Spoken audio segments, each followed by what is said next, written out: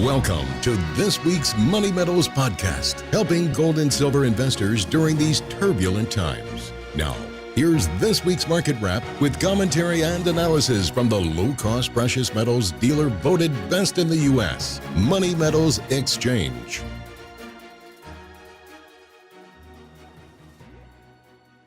Welcome to this week's Market Wrap podcast. I'm Mike Leeson. Precious metals markets are putting in a mixed performance this week as inflation uncertainties drive divergences across other asset classes. The bond market is rallying strongly in spite of the Fed's apparent plans to taper its Treasury purchases in months ahead. Bond buyers are betting that inflation won't be a problem for years to come. With the 10-year Treasury yield trading below 1.3%, long-term holders of these debt instruments are effectively betting that inflation won't even be running at the Fed's 2% objective over the next decade. Either that, or they're satisfied with earning negative real returns. It's quite a conundrum for income investors who seek low-risk opportunities to eke out small gains. The Federal Reserve's twin policies of suppressing rates and stimulating inflation means that bonds may offer more risk than reward.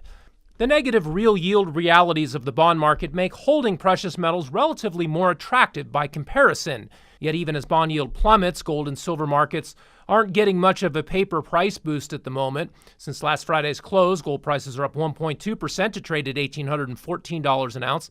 Silver checks in at $26.21 per ounce after falling 1.2% for the week.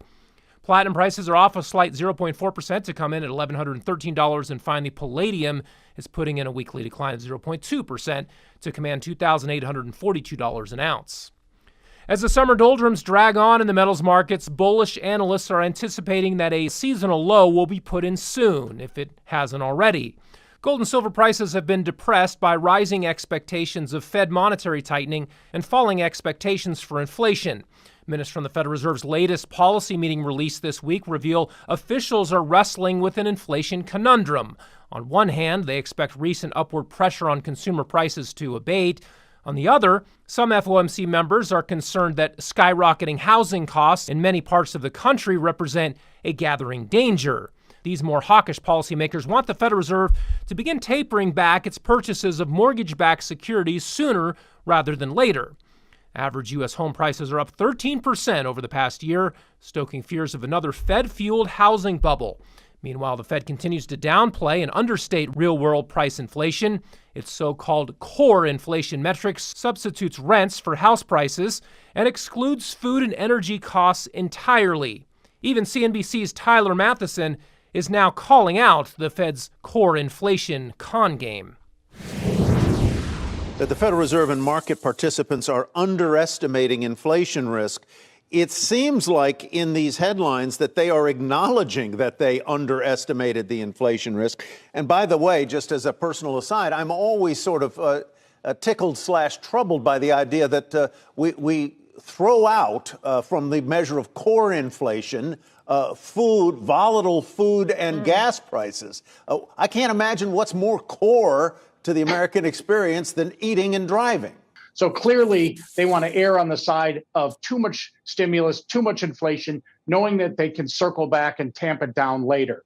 That said, I think there are two pieces that we need to focus on that really are sticky, not just the food and energy side that you talk about, but also labor costs, which really are starting to tick up now, and housing prices. The Fed minutes show that the participants do not believe that substantial further progress had yet been made. However, there was a discussion about how to taper and whether MBS, whether those mortgage-backed securities, should be sold off first or perhaps more rapidly than treasuries because, as the minutes say, there was concern about valuation pressures in housing markets.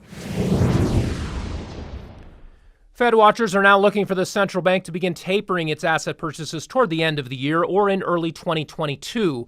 They also see rate hikes by 2023 or possibly as soon as next year, depending on the economic picture that emerges. That picture can change dramatically from current expectations. It's entirely possible that the Fed will be forced by rising inflation pressures to hike much more rapidly than anyone now forecasts. It's also possible that market gyrations and a skyrocketing supply of new Treasury debt will force central bankers to abandon taper talk before any tapering even takes place. The one thing the Fed will almost certainly succeed at doing is keeping the inflation rate, including even the sham core rate it reports, elevated above nominal interest rates. In other words, negative real interest rates aren't going away. As a consequence, risk-averse investors will continue to face the same conundrum of where they go for safety. Bonds and saving instruments that yield significantly less than inflation offer the security of guaranteed real losses. Perhaps for some, taking steady and predictable losses of purchasing power is preferable to risking larger losses in more volatile asset classes. Yet it is possible to survive and even come out ahead in an environment of low rates and relatively high inflation. The thing about beating inflation is that it won't always be a smooth ride. One week, your favorite assets might spike on inflationary inflows. The next week, liquidity might rotate out of these assets and into others. Broad diversification is an obvious way to dampen down volatility. Academic studies have shown that an investment portfolio with a modest allocation to physical precious metals performs better on a risk-adjusted basis than one containing only financial assets. There have been and will be days when both stock and bond markets lose value while gold gains. And if years of stagflation similar to what occurred in the late 1970s are in store, then precious metals markets could be set to deliver years of outperformance. Well, that will do it for this week. Be sure to check back next Friday for our next weekly Market Wrap podcast.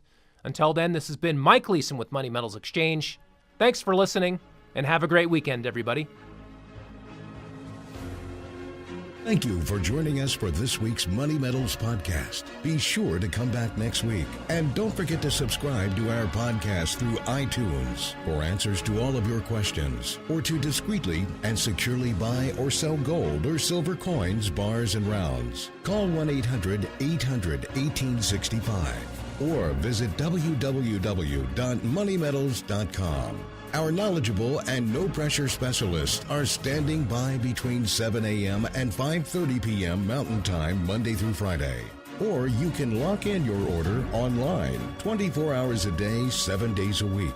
Again, visit us at www.moneymetals.com or call 1-800-800-1865.